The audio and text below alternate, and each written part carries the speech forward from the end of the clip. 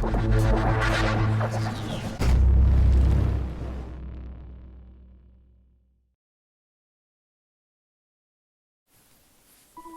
4, Brothers by Different Mothers.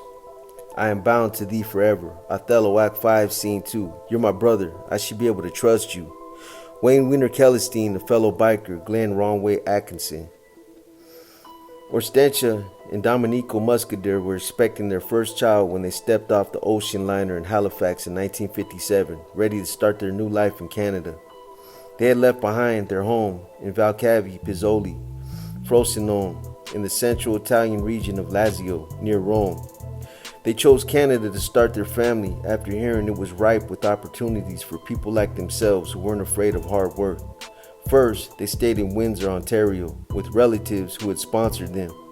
2 years later, they moved with their firstborn, Giovanni John Sarnia. Baby Giovanni was the first Canadian in the family. John's younger brother, Cecidio Joe, remembered John as a high-spirited but protective child. He always made sure I stayed out of trouble, did my homework, and never missed school. All the things he didn't do, Joe later recalled. One memory that stands out in those days was in grade 3 when he saw John run by the classroom door being chased by 2 nuns, one carrying a strap. I came to find out later that John, about to get the strap, moved his hand and sister caught her own thigh. Protestant bullies gave young John an even tougher time than the nuns with poor strapping skills, and they would often chase him for sport. One day, when John had enough of running, he turned to face his attackers, swinging back at the biggest of the gang. It wasn't an artistic success as far as fights go, and there were plenty of tears, but by the time it was over, the Protestant bullies had decided it was best to find someone to pick on other than the future president of the Banditos. His parents learned some English through their family-run restaurant, but Italian remained the language of their home, and John was often teased for his Italian accent. Eventually, John managed to hide it with a mumble that sometimes sounded like his mouth was full of marbles, making him sound somewhere between Sylvester Stallone's character from the Rocky movies and Don Corleone from The Godfather. Years later, a friend from his early childhood years said she felt that John didn't really want to open up verbally and be mocked more by others, and so he came up with this mumble, which covered his accent and gave him an air of mystery. It was almost like he really didn't want to share his voice with people, she said. In time, John developed a tough outer facade, but those who really knew him felt he was just actively cultivating a persona to protect the vulnerable Giovanni inside. He didn't really want to be somebody anybody could look down on, the friend said. He wanted respect. It wasn't just his accent that he wanted to hide from others. It was also his aversion to being dominated or controlled. His real voice was not commanding enough, she said. His real voice was actually kind of soft. When John was 12, the Musketeers moved again, this time to Chatham. By now, the family included a younger sister, Lucy. It was while living in Chatham that he found he loved spending time in the gym, and he loved boxing most of all. In the ring, you were judged by your heart and your actions, not the sound of your voice.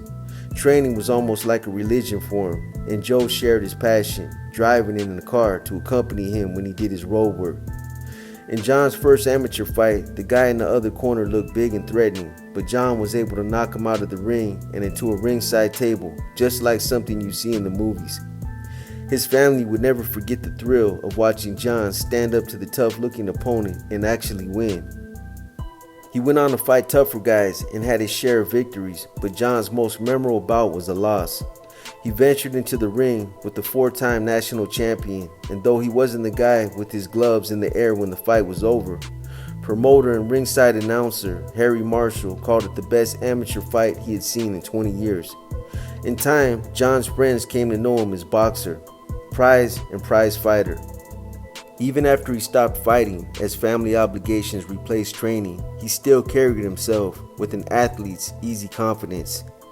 And whenever he could, he enjoyed helping others train and being in the corner for them when they fought, feeling fully alive and armed with nothing more than 2 fists and a lot of heart. Boxer wasn't a complicated man, but he was a strong one, having developed a simple ethos of hard work and honesty from his family in the gym. He saw that life might not be fair, but it could be great nonetheless. As Boxer grew into manhood, he mirrored his parents and always worked. For 20 years, he showed up for his shifts at a brake factory in nearby Tilbury and was grateful for the opportunity. Even if the actual work was mind-numbing and repetitive, he couldn't understand how some men could simply lie around and sponge off others. Such men weren't really men at all. In time, Boxer married, then divorced, then married, and divorced again. He loved his children and stepchildren dearly and couldn't understand how some men, even after a bad marriage, could just walk away from their child support obligations as if their children didn't exist. Such men didn't deserve his respect. He chose pit bulls for pets and thought they were a good influence for his children. A child who studies a pit bull isn't a child who is going to be picked on, the way he had been when he was little Giovanni Musketeer running from the Protestant kids in the schoolyard. Pit bulls are also fiercely loyal. Those who knew Boxer were struck by the absolute devotion he displayed to those he considered his friends. Some also worried that his quality would someday prove to be a fatal flaw. John sometimes blindly defended others who didn't deserve his friendship just because he felt they needed his protection. He was all or nothing, said an old Chatham friend. If he liked you, he liked you. And if he didn't like you, you knew. Just as boxing is a combination of discipline, hard work, and adrenaline, so was Boxer's life. While the factory represented confinement and security, a brand new 1984 Honda V65 he bought promised freedom on 2 wheels. He had never ridden a bike until the day he bought one. But in his first year with the Honda, he rode it 30,000 kilometers, the equivalent of almost 5 trips across Canada. On many occasions, he would return home absolutely frozen, but with a big smile on his face, Joe later recalled. In later years, Boxer Musketeer didn't talk much, even to close friends, about how he had drifted into motorcycle clubs in the late 1990s, when he was only 40 years old. Boxer was a tough man, but even years after the breakup with his wife, it was difficult for Boxer to tell that story of how he had gotten down on his hands and knees and begged her to stay for the sake of their children. She left him anyway, and not long afterwards, Boxer became a 1%er biker, riding an orange Harley Fat Boy and surrounding himself with the second family of biker brothers like Wayne Wiener Kellestein. He saw clubs as representing camaraderie and a love of motorcycles, and what could be wrong with that? People who didn't leave meant a lot in Boxer's world, and he found it easy to forgive their sins. As Boxer rose through the outlaw biker ranks, he didn't talk much anymore about his marriage failures. And when he did open up to a friend, he confided that watching his wife go felt a lot like dying. Boxer's quest for brotherhood often brought him to the property at 32196 Aberdeen Line on the outskirts of tiny Iona Station, which sits on flat and fertile farmland just off Highway 401, about a half-hour's drive west of London, Ontario. Wayne Kellerstein moved there in 1982 from Thorndale, a short hop east of London on the 401 near the hamlets of Cobble Hill, Silver Moon, and Friendly Corners. Kellestein's new residence cost just $50,000 and included 1.11 hectares of property. That made it far too small for real farming, but it did promise quick highway access and a measure of privacy. Kellestein was almost a decade older than Boxer and gladly acted as a mentor to the tough, trusting newcomer to the outlaw biker world. Kellestein might seem strange and quirky, but he also knew how to laugh, and he played the role of a benevolent big brother to the hill. In time, the Kellestein farm became something of a sanctuary for Boxer, a world away from his workaday factory life. And if Kellestein resented his visitor's genuine sense of honor, he kept his feelings hidden. For many years, Boxer's friend had been the source of lively whispers in Elgin County. It was hard not to notice that bodies began turning up in the shallow graves in the farm fields around Kellestein's property shortly after he moved in. From a distance, the dirty white 2-story clapboard farmhouse that was home to Kellestein, his first wife, and his daughter looked much like almost every other home around Iona Station, including the property on Hog Lane, where liberal economist John Kenneth Galbraith was born in 1908. It was believed that the second G in Hog had been added as an attempt at refinement before the name was later changed altogether to Thompson Line. In time, the yard of Kellestein's property began to reflect its owner. It was far more unkempt than most farms in the area, with a half dozen cars in the yard, including an ancient Chevrolet Monza coupe and an even older Packard sedan.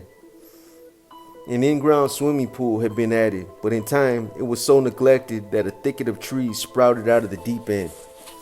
The real difference between the Celestine home and the other neighboring farms, however, would have not been hard to notice for anyone who ventured inside. On the main floor was a shrine of sorts to violent losers.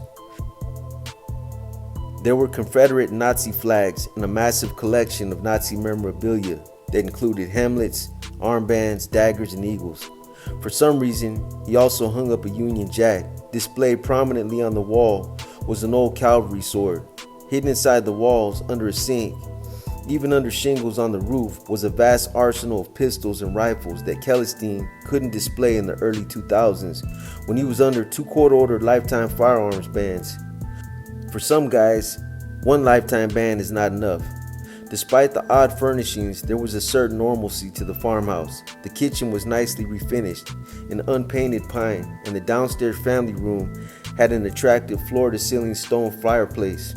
In the basement, partially buried in the clutter, were a pool table, sauna, and cedar hot tub. Family photos marked up the walls to the stairs to the second floor, where one bedroom was just what you'd expect for a little girl. Pink walls, Shrek and Homer Simpson posters, and a cat in the hat rug.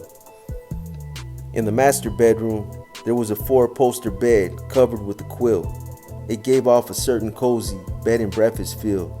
If you could get past the military gas mask on the bed, the wonky toilet with the sign warning users not to flush, and the legions of wood ticks. There was no hay or farm equipment inside the large wooden barn. Instead, Celestine had packed the place tightly with junk: mattresses, fridges, a broken pop cooler that had once been used in a corner store, an obsolete television set, a riding lawnmower, and a dirty yellow ball cap with the letters KKK embroidered across the front. On the walls of the barn were moderately risque pictures of women from calendars, 2 Confederate flags, a chair with the crest of his beloved Montreal Canadiens hockey team, and a flag with the legend POW MIA. In the main room were several stolen signs, one of which read Provincial Offenses Court. Close to the barn was a porta potty, and by that a wooden shed, its doorway covered with a stiffened old piece of burlap. Inside, under a tarp, was an old motorcycle, the only one on the premises of the longtime outlaw biker. To his neighbors, Celestine exuded a gruff, folksy good humor. Others in the community with no criminal ties didn't find it a scandal to share the occasion beer with him at a nearby hotel. It was also a hit at the fair in the nearby hamlet of Fingal, where he once bought up all the baked goods in sight, then returned to heartily praise the baker. "Where's Rose?" he had boomed amidst the church ladies and grandmothers who clearly enjoyed the attention of the swaggering, pie-loving biker. Until Wiener Celestine's arrival, the few times Iona Station had made the newspapers were in the profiles of his best-known son, Galbraith, who had long since departed for Harvard University. In 1967, when Galbraith published his best-selling The New Industrial State, Celestine was an unruly local 18-year-old kicking off an adult criminal record with a spree of violence that brought him 3 convictions for assault and assault causing great bodily harm. By 1978, when Galbraith was drawing the ire of conservative economist theorists with his newly published books The Age of Uncertainty, Points of Departure, and Almost Everyone's Guide to Economics, the Nicole Salinger, Wiener Celestine was being fingered to police by a thug as the killer of Toronto clothing store owner John De La Filippo. The story was that Celestine had posed as a pizza delivery man in Toronto, bursting in and opening fire when the door was open. The exact reasons for the murder were unclear, perhaps known only to the killer and the victim. Whatever the case, police didn't have enough evidence to prosecute Celestine for the killing. The Outlaws Motorcycle Club expanded from the United States into Canada in the summer of 1977, the same year the Hells Angels absorbed the Popeyes. When an Outlaws chapter appeared in East London, Celestine had hopes of becoming a member, but soon was written off as too unstable and too visible to police to keep in the fold. Even a gang named after his contempt for the law figured Celestine was too unruly. His personality was bizarre enough when he was straight, and far, far worse when he was pumped up full of cocaine or methamphetamine. Perhaps Celestine had read that his hero, Adolf Hitler, kept himself pumped up in the final stages of World War II with a combination of caffeine and methamphetamine. Maybe Celestine had also read reports that the nostrils of the Fuhrer were swabbed regularly with cocaine and that chocolates dosed with methamphetamine were widely distributed to Nazi airmen and tank crews to torque their aggression and courage. Whatever the case, like Hitler, Celestine would have known that amphetamines killed his fatigue and jacked up his alertness, flooding him with waves of grandiosity and euphoria. After a time, however, such highs were overtaken by jags of suspiciousness, irritability, and persecution, not unlike the characteristics displayed by a paranoid schizophrenic. When it was clear he wasn't getting an outlaw's patch with his skull and crossed pistons, Celestine founded a small outlaw motorcycle club of his own called the Holocaust. The Holocaust's defining symbol was a white skull and a lightning bolt, like those on the uniforms of Hitler's Waffen-SS. Its members included Brian Bukage, a bad man from a good family whose frightening mood swings were blamed in part on his enthusiastic use of steroids and speed. Bukage's life ended on March 3, 1991, in a boarding house on Lansdowne Avenue in Toronto. He was almost beheaded by a fellow club member after a night of cocaine and porn in what became known in biker circles as 40 hacks with an axe. By 1988, the Holocaust had fizzled, and Celestine became president of the Annihilators, a motley but tough motorcycle club in the outlaws' orbit. Their headquarters was a dirty pink brick building on Mandamin Street in a residential area of nearby St. Thomas. Its windows were covered with steel plates and security cameras recorded activity at its doors. Locals used it as a booze can where they could play pool, buy stolen goods like jewelry, tools, and camera equipment, and often get cheap cigarettes from the nearby Chippewa of the Thames Reserve.